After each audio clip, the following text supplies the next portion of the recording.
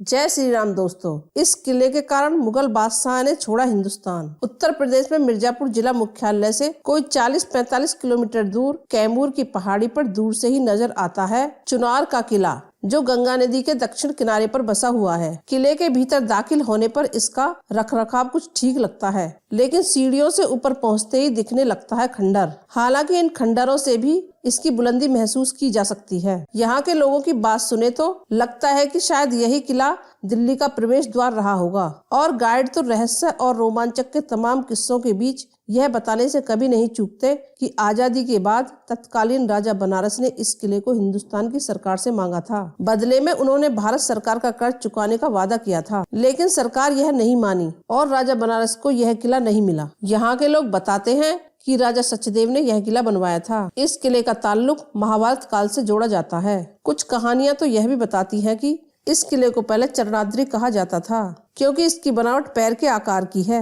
बुंदेलखंड की लोक कथा के नायक आल्हा का विवाह इसी किले में बताया जाता है। किंवदंतियों के अनुसार अगर हुमायूं ने इस किले में दिलचस्पी नहीं दिखाई होती तो शायद वह कभी भी दिल्ली का तख्त नहीं गंवाता। बात सन 1536 की है। तब यह किला शेरशाह सूरी के अधीन था। सूरी ने बाबर की मौत के बाद सन 1530 में ही इस किले को अपने अधीन कर लिया था। बाबर ने मौत से पहले ही अपने चारों बेटों को अपनी पूरी रियासत बांट दी थी, ताकि कोई एक दूसरे से लड़े झगड़े नहीं। हुमायूं के पास दिल्ली और आगरा था, जबकि उसके भाई कामरान के पास काबुल और कांधार था। अस्करी के पास संभल और हिंदाल के पास अलवर की जागीर थी। बाबर की मौत के बाद अफगानी बाबर की रियासत को कब्जाने के चक्कर में थे, तो हुमायूं ने भी पलटवार की तरकीब निकाली। कालिंजर जीतने के बाद वह बंगाल पर कब्जा चाहता था। इसका रास्ता चुनार से होकर जाता था। चुनार पर तब शेरशाह सूरी का कब्जा था और वह ही बंगाल का शासन चला रहा था। बाबर की सेना में शेरशाह एक कमांडर था और एक कुशल प्रशासक भी था।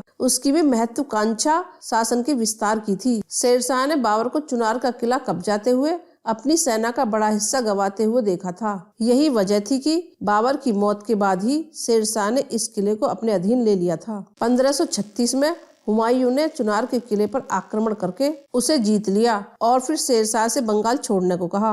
मौके की नजाकत समझते हुए शेरशाह ने हुमायूं की बात मान ली। बिहार और बंगाल जीतने के लिए आगे बढ़ रहे हुमायूं की स्थितियों को भांपकर शेरशाह चौसा के युद्ध में फिर से सामने आकर खड़ा हो गया। हुमायूं को उस लड़ाई में हराकर शेरशाह ने 1537 में दिल्ली पर हुकूमत जमा ली और चुनार का किला एक बार फिर अपने कब्जे में ले लिया। शेरशाह और फिर उसके बेटे इस्लाम शाह का चुनार पर तब तक शासन रहा जब तक दोबारा इसे अकबर ने 1575 में अपने कब्जे में नहीं ले लिया। चुनार के किले में प्रवेश करते हुए ही एक शिलालेख है, जिसे 28 अप्रैल 1924 को मिर्जापुर के तत्कालीन कलेक्टर और मजिस्ट्रेट WUB कार्टर ने लगवाया था। इसमें उन राजाओं का जिक्र है जिनके अधीन यह किला रहा। शिलापट की शुरुआत उज्जैन के राजा विक्रमादित्य से होती है। 56 ईसा पूर्व में चुनार पर उनका अधिकार था। ऐतिहासिक तौर पर माना जाता है कि विक्रमादित्य ने अपने भाई राजा भर्तहरि, जो कि बाद में सन्यासी हो गए थे, उनके लिए ही यह किला बनवाया था। गुरु गोरखनाथ से ज्ञान प्राप्त करके सन्यासी हुए भर्तहरि ने अपनी तपोस्थली के रूप में इसी स्थान को चुना था। कहते हैं कि जंगली इलाके में तमाम जानवरों का खतरा था। ऐसे में भाई के जीवन की रक्षा के लिए विक्रमादित्य ने यह किला बनवाया, ताकि उसमें सुरक्षित तौर पर भर्तहरि साधना कर सकें। इस किले में ही उनकी समाधि भी है। विक्रमादित्य के बाद पृथ्वीराज चौहान, मोहम्मद गौरी, सिकंदर लोधी, बाबर, शेरशाह सूरी, हुमायूं और फिर तमाम राजाओं का इस पर कब्जा रहा।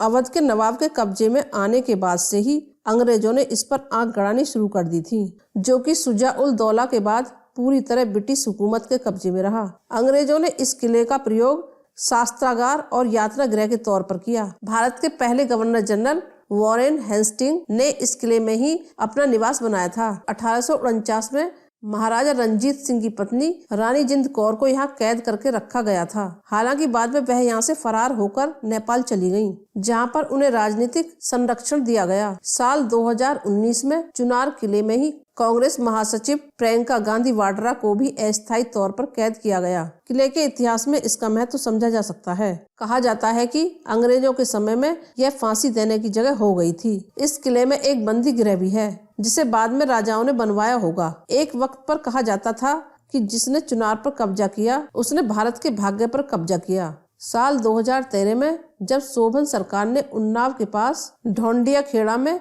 खजाना होने का दावा किया था, तब खुदाई शुरू हो गई थी। तब इस किले में भी खजाना होने के दावे किए जा रहे थे। तमाम लोगों की मांग थी कि इस किले में तहखाने में अमूल्य संपदा है जिसे निकाले जाने की जरूरत है। जिन शासकों का इस किले पर कब्जा रहा उन्होंने इसके निर्माण पर अपनी निशानियां भी छोड़ी हैं। किले में भर्तृहरि के समाधि या उनके नाम पर मंदिर के अलावा सोनवा मंडप, सूर्य धूप घड़ी, 52 खम्भों की छतरी, जहांगीरी निवास, बाबर और औरंगजेब का हुक्मनामा, शेरशाह सूरी का शिलालेख, आलमगीरी मस्जिद और जहांगीरी कमरे के अलावा एक बावली भी खासी चर्चित है। तमाम तहखानों, रहस्यमय दरवाजों, विशेष लिखावटनुमा नक्काशी जैसी चीजों ने इस किले को रहस्य का केंद्र बना दिया। अगर आपको मेरी वीडियो अच्छी लगी है तो लाइक करें और चैनल को सब्सक्राइब करें।